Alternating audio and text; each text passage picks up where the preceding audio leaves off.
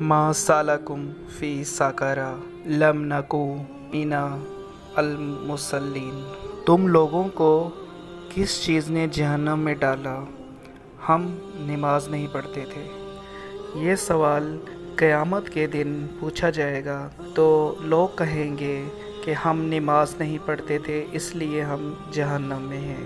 نماز فرض ہے، کسی بھی صورت میں اسے چھوڑا نہیں جا سکتا۔ جب امام حسین علیہ السلام نے کربلا میں نماز نہیں چھوڑی تو ہم دنیا کی مصروفیات میں مصروف ہو کر کیوں خدا کو بھول بیٹھتے ہیں، کیوں نماز چھوڑ دیتے ہیں؟ اگر ہمارا باس ہمیں بلائے تو ہم بھاگے جاتے ہیں۔ پوری کائنات کا مالک ہمیں دن میں 5 مرتبہ آواز دیتا ہے لیکن ہم سن کے بھی انسنی کر دیتے ہیں۔ بہت ہی شرم کی بات ہے۔ پیارے بھائیوں، نماز پڑھو کہ اس سے پہلے کہ آپ کی نماز پڑھی جائے۔